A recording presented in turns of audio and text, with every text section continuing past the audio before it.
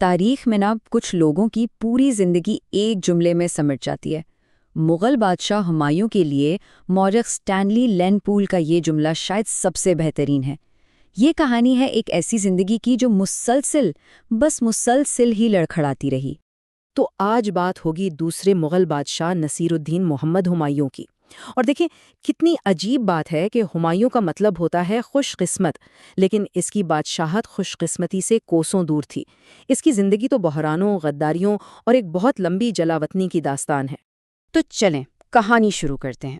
سال ہے 1530۔ ہمایوں کے والد عظیم جنگجو بابر دنیا سے جا چکے ہیں، اور ایک بہت بڑی لیکن کمزور سلطنت کی ذمہ داری ایک 22 سال کے ناتجربہ کار شہزادے کے کندھوں پر آ پڑی ہے۔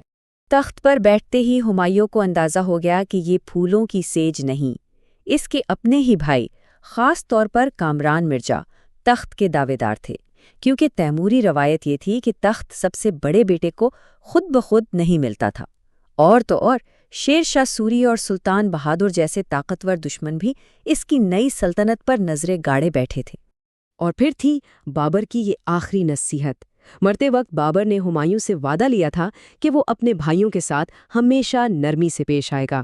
ہمایوں نے یہ وعدہ نبھانے کی پوری کوشش کی، لیکن یہی اس کی سب سے بڑی کمزوری بن گئی۔ اس کے بھائی بار بار بغاوت کرتے رہے اور ہمایوں انہیں معاف کرتا رہا، جس کی اسے بہت بھاری قیمت چکانی پڑی۔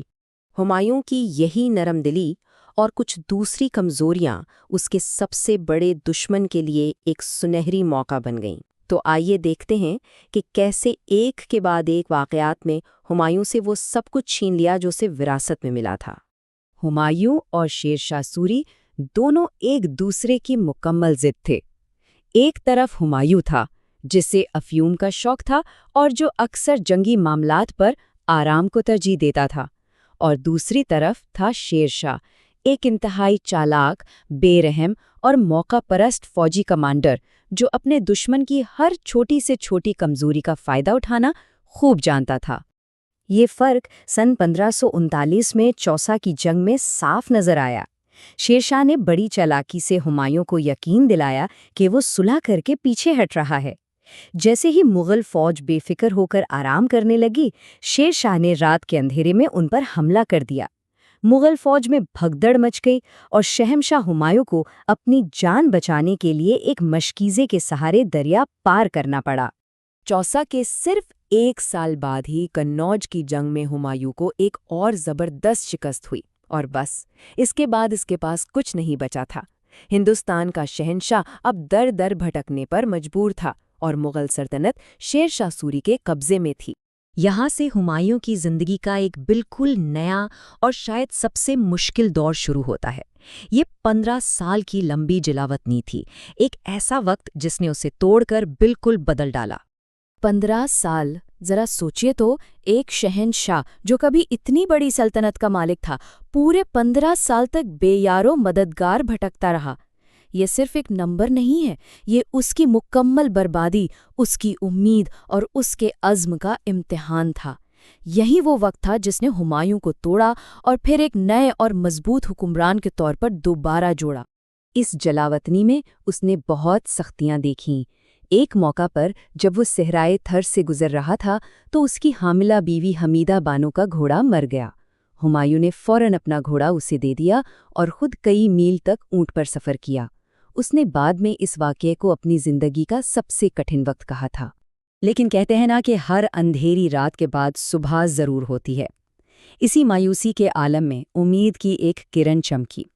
سن 1542 میں امرکوٹ کے ایک ہندو راجا کے پاس پناہ کے دوران اس کے بیٹے جلال الدین محمد اکبر کی پیدائش ہوئی۔ یہ پیدائش مکمل شکست کے بیچ مستقبل کی ایک علامت تھی۔ ہمایوں کا سفر اسے فارس یعنی ایران لے گیا، جہاں صفوی بادشاہ شاہ طہماسپ نے اسے پناہ دی۔ یہ اس کی زندگی کا ایک بہت بڑا ٹرننگ پوائنٹ تھا۔ یہاں اسے نہ صرف ایک طاقتور اتحادی ملا، بلکہ وہ فارسی تہذیب، آرٹ اور آرکیٹیکچر سے بھی بہت متاثر ہوا، جس نے آگے چل کر مغل سلطنت پر بہت گہرے اثرات ڈالے۔ شاہ نے مدد کے بدلے ہمایوں سے شیعہ اسلام قبول کرنے کی شرط رکھی، جسے ہمایوں نے بظاہر مان لیا۔ فارسی مدد ملنے کے بعد ایک بدلا ہوا، ایک زیادہ تجربے کار ہمایوں اپنی سلطنت واپس جیتنے کی مہم پر نکل پڑا۔ یہ اس کی کہانی کا عروج کا حصہ ہے۔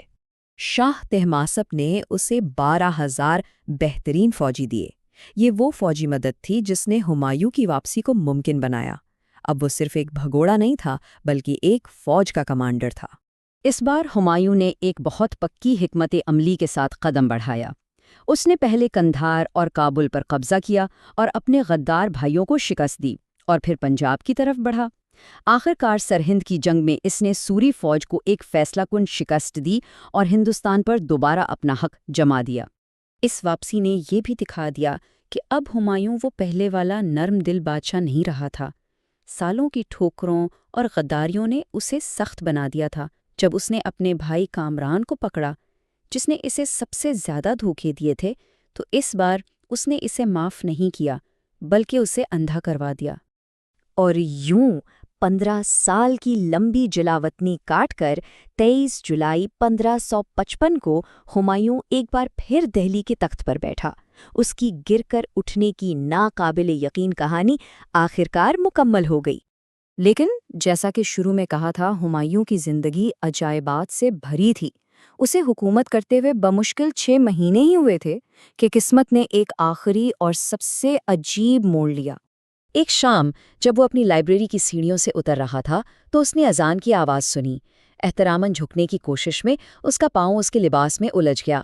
وہ سیڑھیوں سے گرا، اس کے سر پر گہری چوٹ آئی اور 3 دن بعد اس کا انتقال ہو گیا۔ وہ اپنی زندگی میں لڑکھڑاتا رہا اور آخر میں لڑکھڑاتے ہوئے ہی اس دنیا سے چلا گیا۔ تو ہمایوں کی اصل میراث کیا ہے؟ اس کی فوجی ناکامیاں نہیں، بلکہ وہ گہرا ثقافتی انقلاب ہے جو وہ فارس سے اپنے ساتھ لایا تھا۔ اس نے فارسی آرٹ، آرکیٹیکچر اور زبان کو مغل دربار کا حصہ بنایا، جس نے اسے ایک نئی شان دی، اور سب سے بڑھ کر اس نے اپنے بیٹے اکبر کے لیے ایک مستحکم سلطنت چھوڑی، جس نے اسی بنیاد پر مغلوں کے سنہری دور کی عمارت کھڑی کی۔ آخر میں یہ سوال ذہن میں آتا ہے، کیا ہمایوں ایک ناکام بادشاہ تھا؟ یا پھر اس کی ہنگامہ خیز زندگی بابر جیسے فاتح اور اکبر جیسے عظیم منتظم کے بیچ ایک ضروری کڑی تھی؟ شاید اس کی جدوجہد اور جلا وطنی ہی وہ بھٹی تھی جس نے مغل سلطنت کو وہ شکل دی جسے آج ہم جانتے ہیں۔